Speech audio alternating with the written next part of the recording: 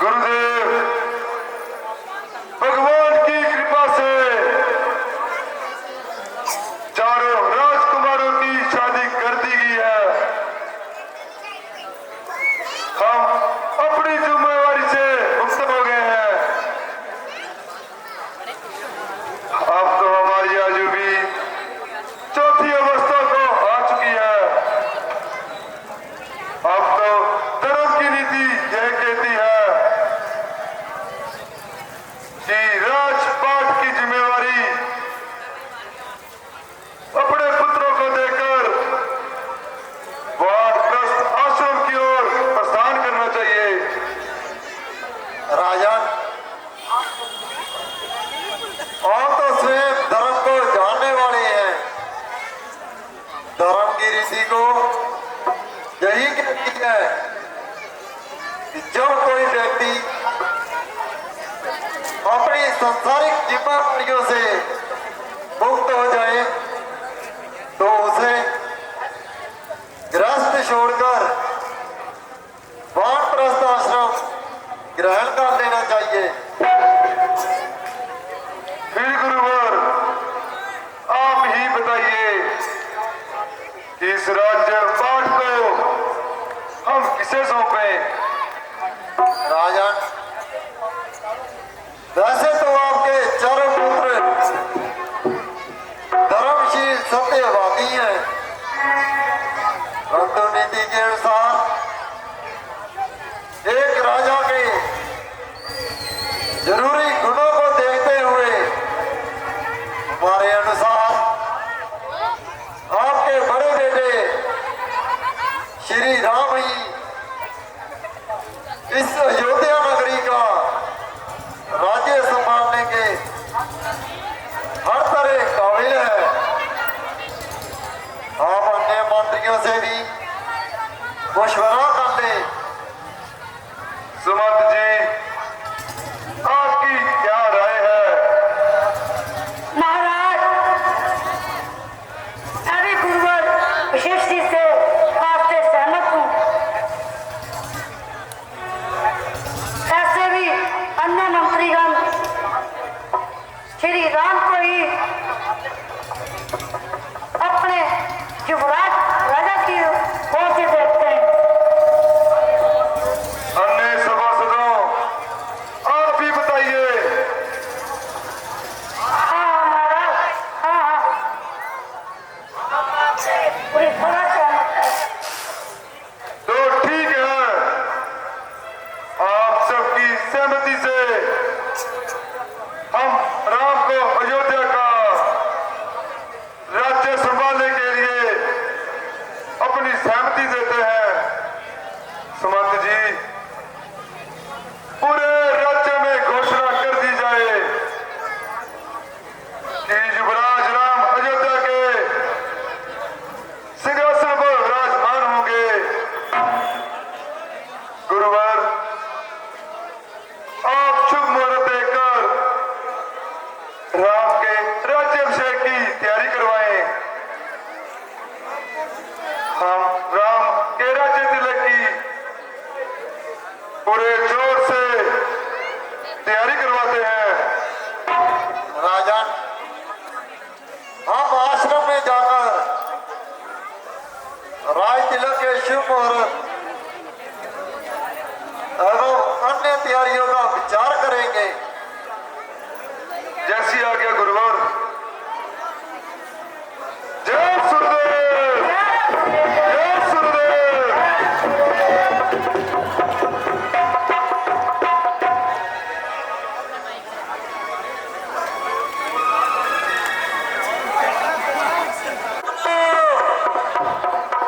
सुनो सुनो सुनो, महाराज अयोध्या नरेश की पवित्र अभिलाषा सुनो। कल्पना त्यागकाल प्रिय राज को श्री रामचंद्र जी को राज तिलक किया जाएगा। इस अवसर पर सब प्रजावासियों को घी के दिए जलाएं, खुशियां मनाएं, मंगल गान गाएं,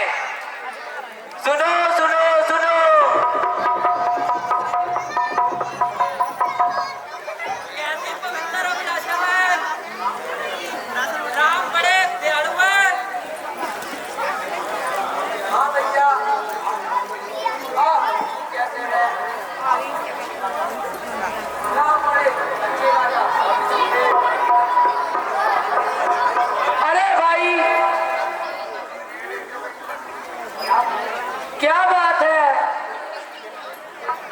क्यों खुशी के मारे खुले नहीं समा रहे?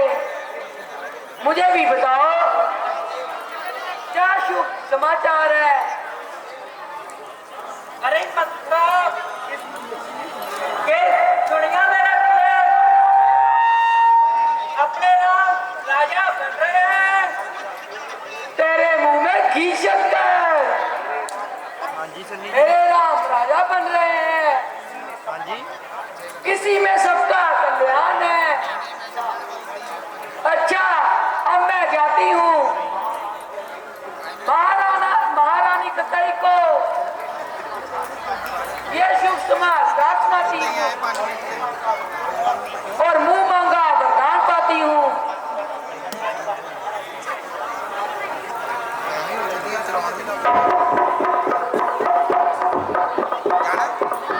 मंत्रा, कान लगाकर सुन, ये देवताओं की वाणी है। सुन, अगर राम राजा बन गए तो पूरे हमारे व्रत पर संकट के बादल छा जाएंगे। दुष्ट राक्षस वनों में रहने वाले ऋषियों, मुनियों, तपस्वियों का जीना दुष्कर कर देंगे। इस धरती पर धर्म कर्म का नाश हो जाएगा।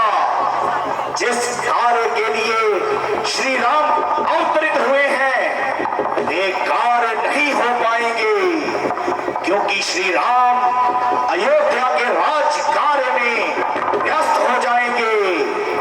इसलिए अति आवश्यक है कि राम राजा ना बने, बल्कि वनों में वनवासी रूप में रहकर राक्षसों का नाश करें। इसलिए तुम जाओ और रानी कैकेयी को उल्टी सीधी बातें सुनाकर श्री राम को वनवास दिलाओ। परंतु श्री राम को वन में भिजवाकर मैं पाप की बागी क्यों बनूं? नहीं मंत्री, तुम्हें कोई पाप नहीं लगेगा। श्री राम तो परम ब्रह्म है, उन्हें ना राज्य में सुख है और ना ही वनों में दुख। तुम तो देवताओं की मदद करके पुण्य की भागी बनोगी एवं जन्म जन्म के बंधन से मुक्त हो जाओगी। संसार में धर्म की स्थापना के लिए अपना बलिदान दो मंत्रे, अपना बलिदान दो। हाँ हाँ, जिस कार्य विश्व में मर्यादा एवं धर्म की स्थापना हो, उस कार्य के लिए मैं कुछ भी करूंगी। चाहे ये संसार मंथरा को बदनामी दे, गालियां दे, परंतु मंथरा इस देव कार्य के लिए ये भी सह लेगी। मैं अभी रानी कैकेयी के पास जाती हूँ। रानी, रानी, ओ रानी,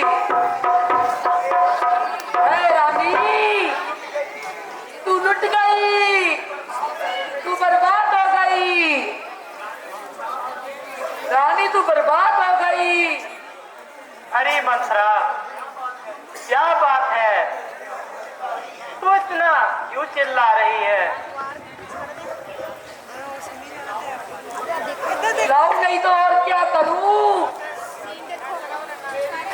निकाह सर्वनाश जो हो रहा है। ये तू क्या बक रही है? सर्वनाश? बर्बादी?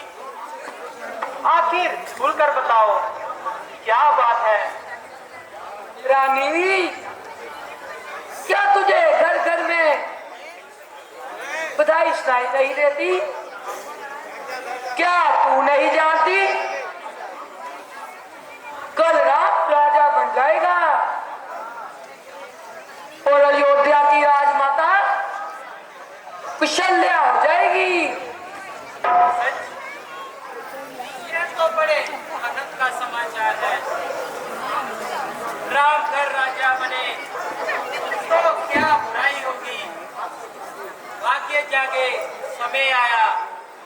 हो गई, गाई हो गई। ओ मेरी बोली रानी, बधाई तो उनके लिए है जिनके लिए है। तुम्हारी तो किस्मत फूट गई। भरत को ननिहाल भेजकर राम को राजा बनाया जा रहा है।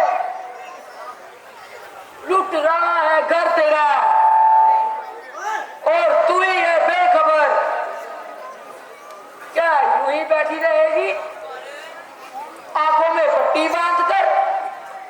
चुप कर पापिन, पता नहीं क्या क्या बक रही है। मेरे लिए राम और भरत में कोई अंतर नहीं। अगर तूने फिर कोई ऐसी बात की तो मैं तेरी इस बात खींच लूंगी। खुशी हो राम की अगर दिल जिगर कुर्बान कर डालो। हजारों बरस जैसे लाल अपने राम पर बांध डालो। सच ही कहा है, विष डाले विपरीत बुद्धि। तू अब भी राम को अपना समझ रही है। जब राम राजा बनेगा तो भरत दास बन जाएगा, दास। मुझे तो कोई फर्क नहीं पड़ेगा। मैं तो अब भी दासी तब भी दासी। पर हाँ, तू दासी अवश्य बन जाएगी। अरे मेरी प्यारी रानी, अब तू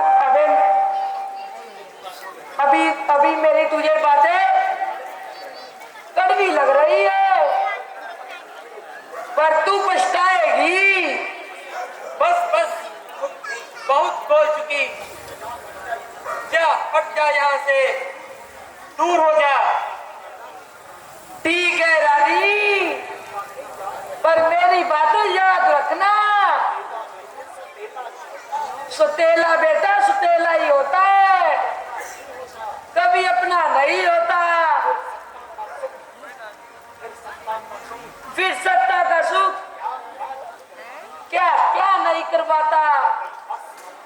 बस मंत्रा, बस जा यहाँ से, मुझे अकेली छोड़ दे। ठीक है रानी, पर तू इस बात को जरूर विचार में लाना। क्या राम के राज तिलक को भरत के आने तक रोका नहीं जा सकता?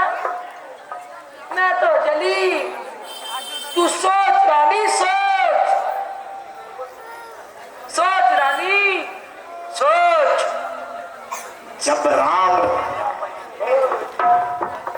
जब राम राजा बनेंगे तो भरत दास बन जाएगा, दास। कौशल्या राजमाता हो जाएगी। सौतेला बेटा सौतेला ही होता है। क्या राम के राज तिलक को भरत के आने तक रोका नहीं जा सकता? भरत दास बन जाएगा, दास। दास बन जाएगा भरत, और तू दासी बनेगी। सोच रानी, सोच। नहीं नहीं, यह मंत्रा ने जरूर जहर घोला है। मुझे राम भरत से अधिक प्रिय है। राम ही राजा बनेगा। रानी, हर चमकदार चीज सोना नहीं होती। राम राजा बनते ही आंखें फेर लेगा। सौतेला बेटा कभी अपना नहीं होता। तेरा बेटा भरत है, राम नहीं। राम की भोली सूरत और मीठी जुबान पे मत जा। भरत दास बनेगा, दास। राम राजा बनेगा। कौशल्या राजमाता बनेगी, और तू दासी बनेगी, दासी बनेगी।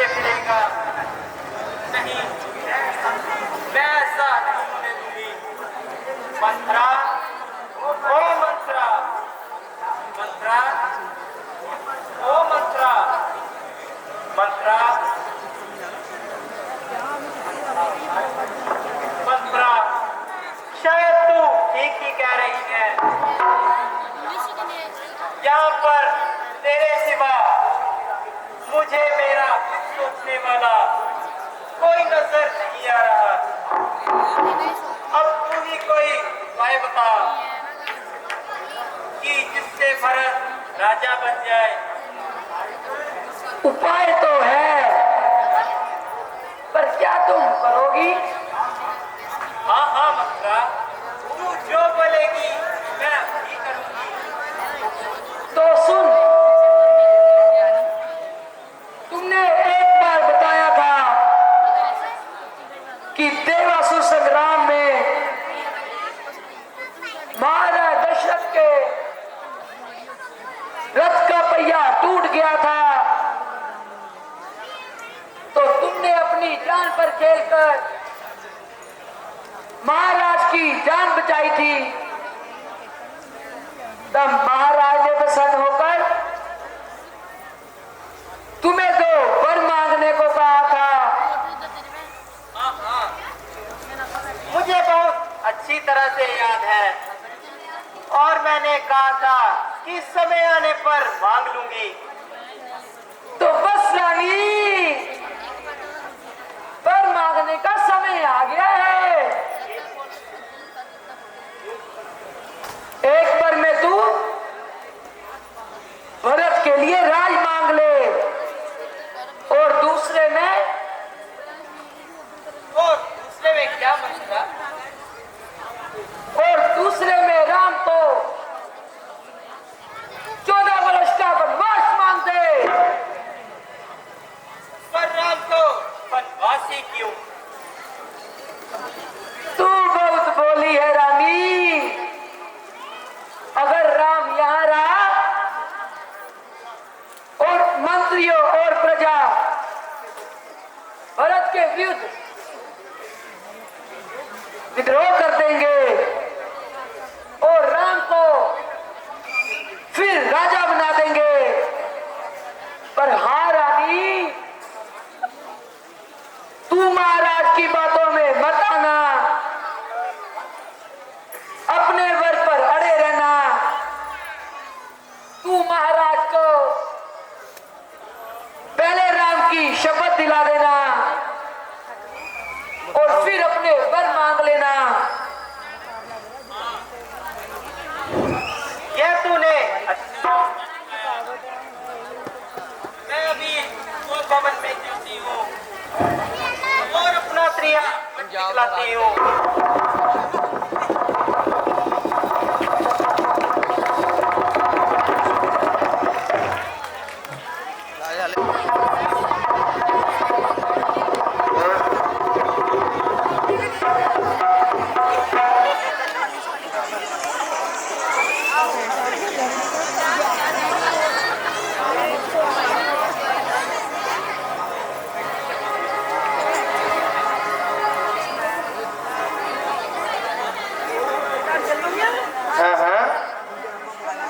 ये कौन मेले वस्त्र पहने और आभूषण उतार कर बाल बिखारे पड़ा है? कौन इस शुभ अवसर पर शोक मना रहा है?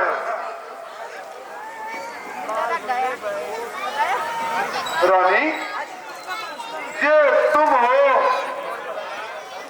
तुम इस तरह क्यों लेटी हो? तुम्हारी तबीयत तो ठीक है? या किसी ने बदजुबानी की तुम्हारी शान में? या कुछ कोई कमी रह गई इसके समान में? रानी देखो, उठो और 16 श्रृंगार करो। जिसने तुम्हारी शान में गुस्ताखी की, हम अभी उसे दंड देंगे।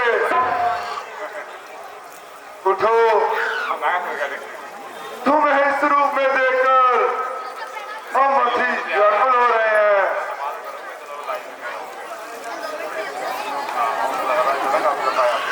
रहने दीजिए महाराज,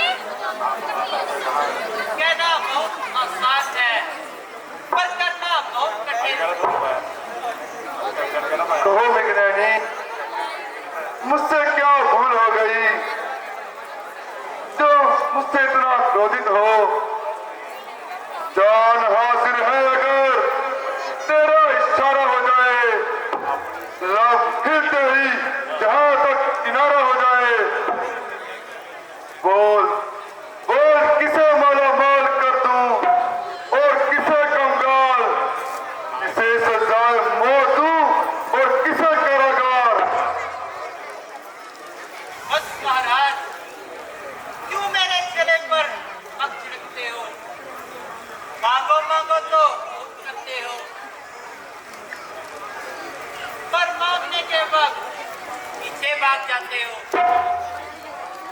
महाराज काम है मर्दों का, जो कहते हैं सो करते हैं। रघुवंशी वही कहलाते हैं, जो आन पे अपनी मिलते हैं।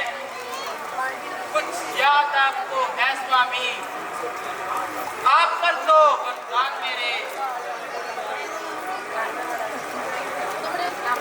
वही धन मेरा मुझको दे दो, यदि बनते हो भगवान मेरे। बस इतनी सी बात और इतना बवाल? 2 वर तो क्या चीज, तुम जो चाहे मांग सकती हो। आज हम अति प्रसन्न हैं। तुम भी अपने मनवांछित वर मांगकर ये भेष उतारो और 16 श्रृंगार करो और अपना सुंदर मुख दिखलाओ। मुझे इन मीठी मीठी बातों में मत उलझाइए। अगर आप इतने ही सच्चे हैं तो पहले राम की सौगंध खाइए हाँ और फिर मुझे मेरे वर दीजिए। मालूम है हित राम पर आज तुम्हारा है, राम प्राण आपके वो का तारा है। चिंता यदि आपको कुछ मेरे काम की, खा जाओ मेरे सामने सौगंध राम की। रानी, ये तुम्हें आज क्या हो गया? ये तुम्हारे दिल में कैसा वहम पड़ गया जो तुम इस प्रकार बातें कर रही हो? फिर अगर तुम्हें हम पर विश्वास नहीं तो है आज मुझे पहली बार उस पवित्र नाम की खाता हूं तेरे सामने सौगंध राम की। अब तो कहो, अपने दोनों वर मुझसे मांग लो। धन्य है महाराज, आपकी सच्ची आन को अब मांगती हूँ मैं आपसे अपने वरदान को। पहले वर में राम के बदले यह राज भरत को जाती रानी, और दूसरे वर में राम को 14 वर्ष वनवास मांगती। रानी!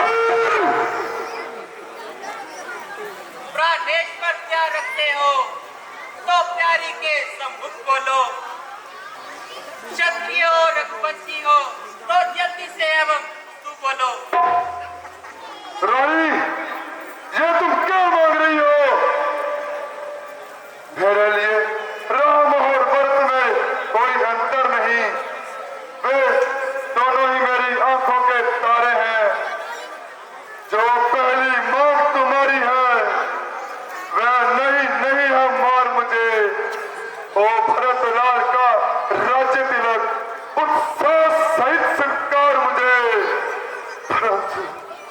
परंतु देश का राम को वे भी 14 वर्षों का, तेरी ये मलिन सोच हर किस नहीं स्वीकार मुझे। तू महाराज क्या सुनते ही कलेजे पर बाण चल गया? यार रघुवंशी जुबान छूटी हो गई? नहीं शक्ति थी अगर वरदान देने की, जरूरत कौन सी थी राम की सौगंध लेने की? बहाने ढूंढते फिरते हो, एक बार हाँ देकर बनाते हो वचन झूठा, मुकरते हो वहां देकर। यदि आपको यह मंजूर नहीं तो कर जाइए अपने वचनों से, होने दीजिए रघुकुल की कीर्ति का नाश। वरदान जो मैंने मांगे हैं उसे मैं बदल नहीं सकती, पड़ गई जो रेखा पत्थर पर होने से निकल नहीं सकती। धिक्कार है, धिक्कार है, धिक्कार है। रानी,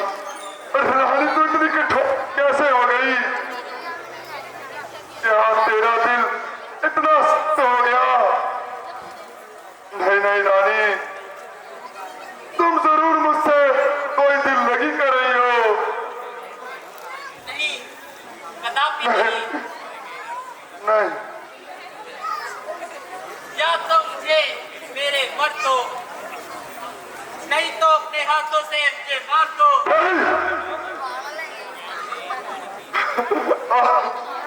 दूध पीकर दारू उगलने वाली दुष्ट नागिन, आखिर मेरे राम ने तेरा क्या करा है? कहने दीजिए महाराज, मैं सब जानती हूँ कि राम हमको ज्यादा प्रिय है, भरत नहीं। मैं जो सुबह से कह चुकी उसे वापस नहीं ले सकती। रानी, रानी, देख, मेरी तरफ देख, तुझे मेरे उल्फत की कसम, मेरी मोहब्बत की कसम, मुझ पर रहम कर,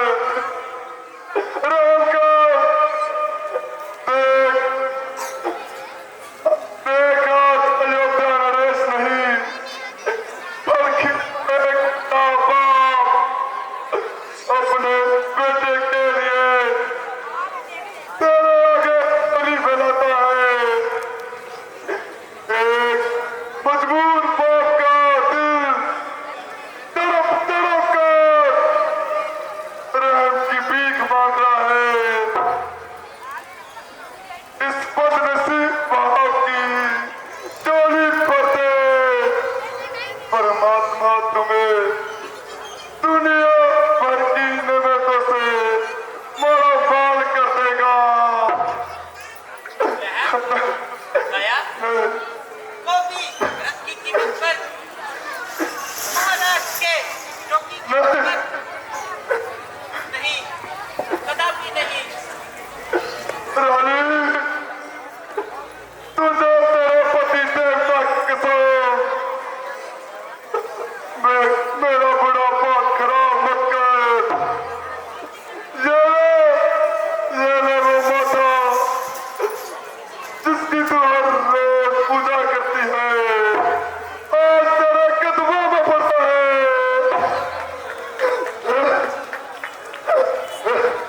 नहीं नहीं, ये नहीं हो सकता। मैं बुढ़ापे पर जवानी कुर्बान नहीं कर सकती। कुल गात्री, तू रघुवंशियों के कुल का कलंक बन गई। तू सूर्य कुल के रघुवंशियों के लिए राहु बन गई।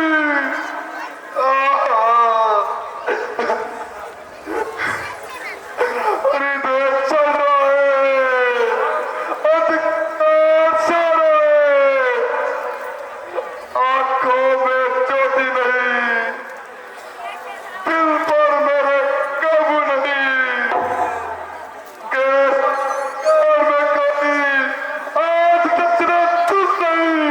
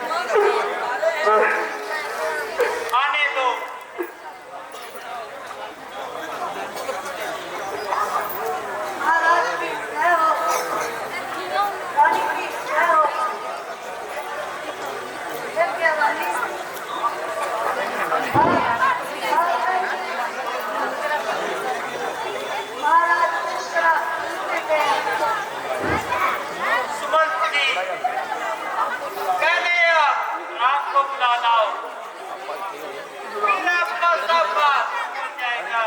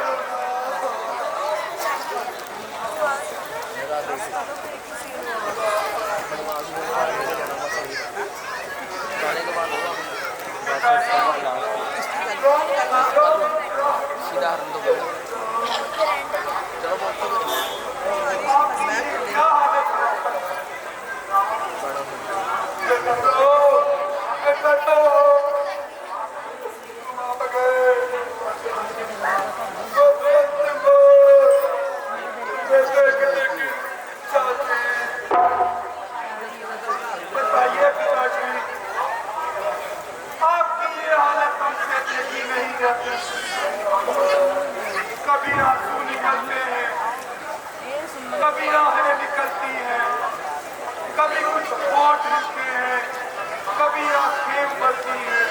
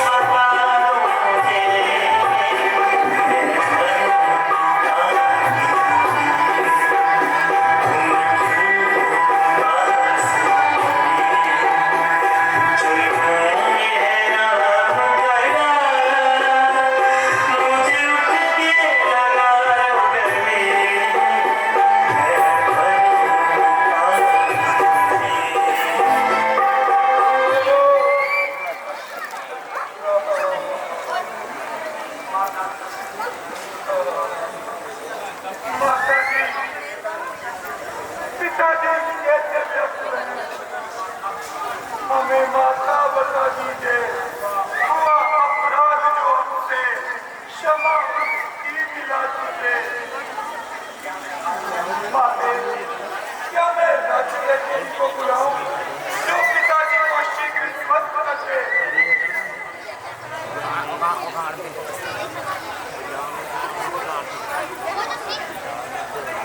बताओ माते। नहीं बेटा, इसके रोग की दवा तुम्हारे पास ही है।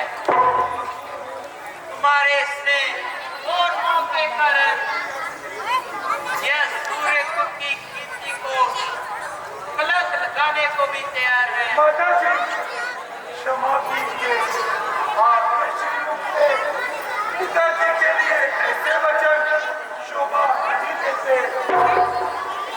मेरे पिता समान वीर वीर पुरुष इस संसार में और कोई नहीं। इनकी कीर्ति तीनों लोकों में फैली है। फिर वे इस सेवक के मुंह में ऐसा कोई काम नहीं करेंगे जिससे सूर्य कुल की कीर्ति पे कालिमा है। वही तो कर रहे हैं तुम्हारे वीर पिताश्री। मुझे विश्वास नहीं होता माते। पिताश्री, हमसे आपकी हालत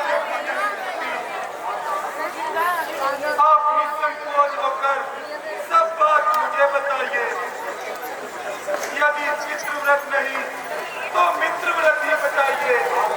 आप ही ने तो कहा था राम तुम मेरे मित्र हो।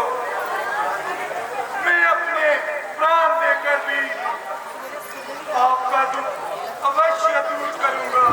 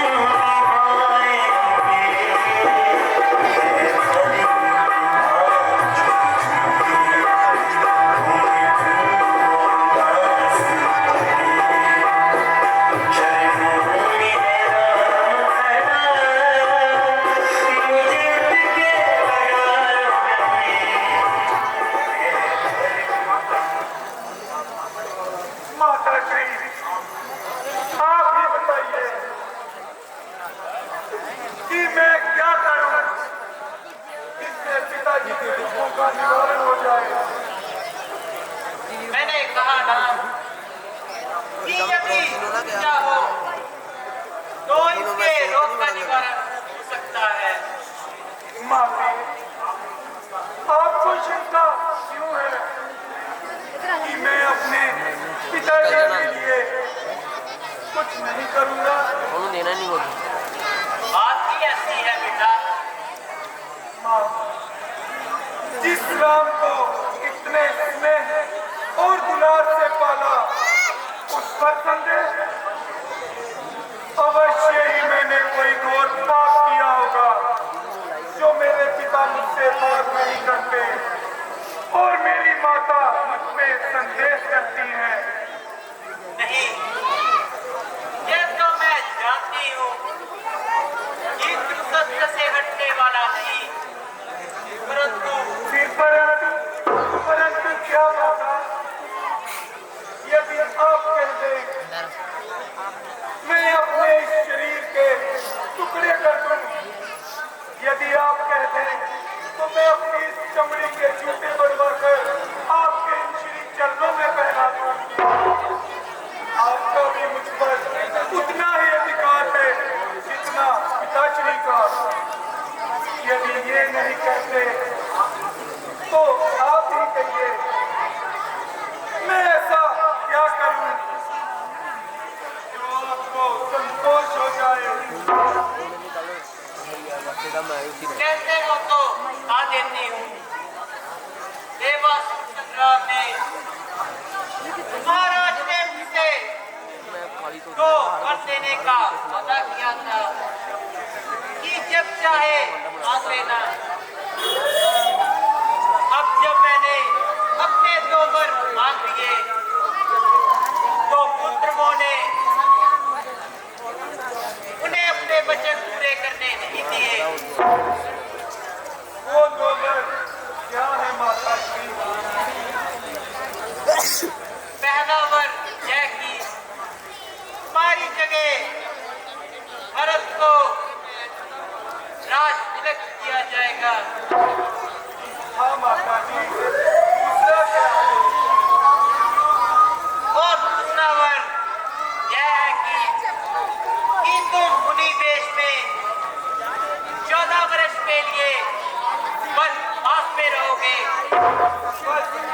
इतनी सी बात है। तो हाँ बाबा, क्या इतनी सी बात है? या कोई और दुख है पिताश्री को? नहीं बेटा, हमारी शपथ, भरत की सौगंध, और कोई दुख नहीं है हमारे पिताश्री को। अब तुम ही समझाओ अपने पिताश्री को कि मैं अपने वचन पूरे करें एवं निंदा और अपयश से बचे। सोई सुतगढ़ बाकी जो पितुबार वचन रागी। ये मेरे किसी पुण्य कर्म का फल है कि मुझे माता और पिता के वचनों को पूरा करने का सौभाग्य मिला। पिताजी, आपके असली वचनों के लिए अगर राम के प्राण भी चले जाएं तो वह भी कम है। और ये तो बस 14 वर्षों की बात है।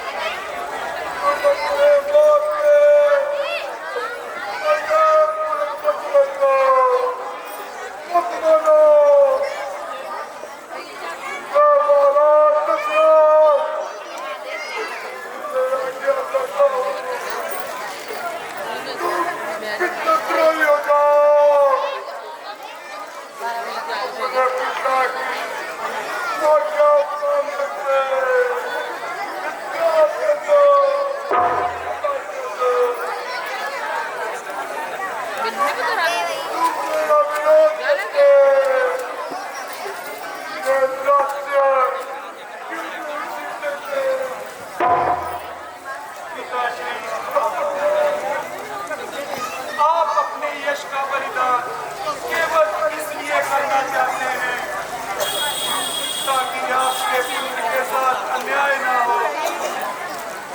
ऐसे पिता के स्नेह और दुलार के लिए मेरा भी कर्तव्य है कि मैं आपके वचनों का पालन करूं। बेटा राम, जब तक तुम इनके सामने रहोगे इन्हें संताप नहीं रहेगा।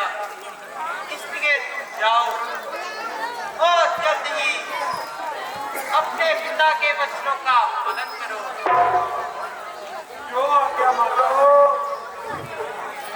पिताश्री, आप शोक ना करें। मैं अभी माता कौशल्या और माता सुमित्रा से वनगमन की आज्ञा लेकर आता हूं। प्रणाम पिताश्री। लो, लो, रुक लो। हे पिता,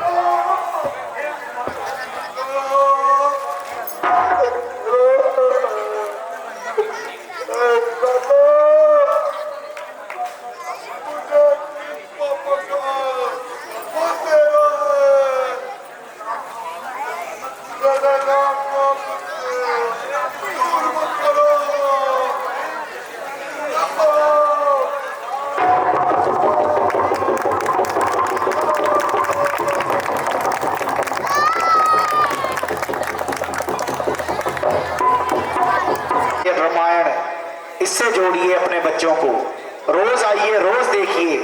बहुत बहुत धन्यवाद आपका कि आप यहाँ पे बैठे हैं।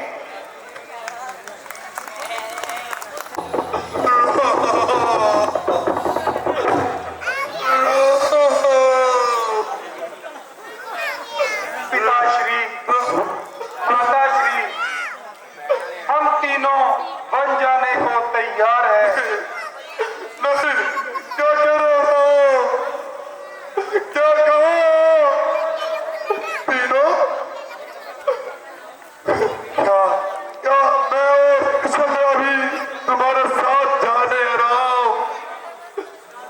ये तूने बहुत अच्छा फैसला लिया रहा हूं। नहीं पिताश्री, मेरे साथ भ्राता लक्ष्मण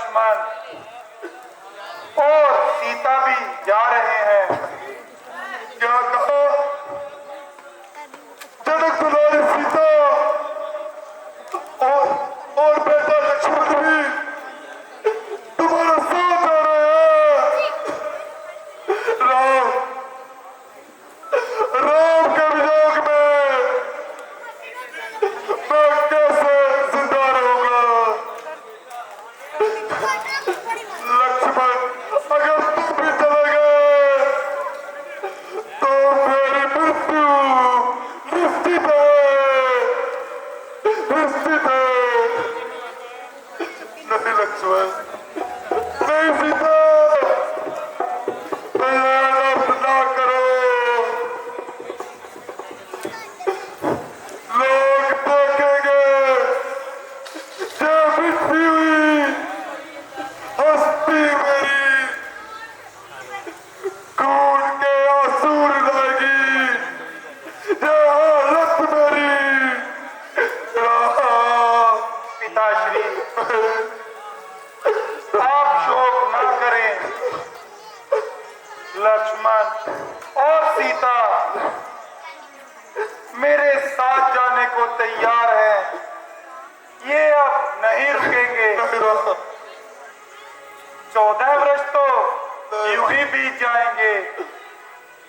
हमें बस आशीर्वाद दीजिए। अब तो आशीर्वाद देने योग्य भी दशरथ नहीं बचा। आप शोक ना करें पिताजी। बस एक निवेदन है। हमारे जाने से माता कौशल्या बहुत व्यथित होंगी। उन्हें धीरज बंधाइएगा एवं यहाँ सबका ध्यान रखिएगा। ये विधि की कैसी विस्तार विडंबना है। किस तरफ संकट में फंस गए दशरथ के प्राण, कुछ कर भी नहीं सकता। अच्छा, जैसी विधाता की इच्छा। समझी हमारी आज्ञा है कि तुम चतुरंगी सेना लेकर और अन्य भंडार राम के साथ जाए, ताकि ये 14 वर्ष दान और पुण्य करके वन में सुख से रहे। यदि सब कुछ राम के साथ चला जाएगा तो इस धनहीन अयोध्या को भरत लेकर क्या करेगा? वैसे भी आप वचन दे चुके, भरत को राजा स्वीकार कर चुके और बिना राजा की आज्ञा के राज्य की कोई भी वस्तु बेचने का आपको क्या अधिकार है? मेरे वर अनुसार राम को तपस्वी वेश में 14 वर्ष वनवास में रहना है। पिताश्री, आप व्यर्थ ही विचलित हो रहे हैं। आपका राम 14 वर्ष वनों में तपस्वी की भांति रहेगा। इसी में मेरा कल्याण है। बेटा राम, तुम जितनी देर लगाओगे महाराज उतना ही विचलित होंगे। तुम शीघ्र ही वन को प्रस्थान करो। जैसी आज्ञा माता जी। प्रणाम पिताश्री।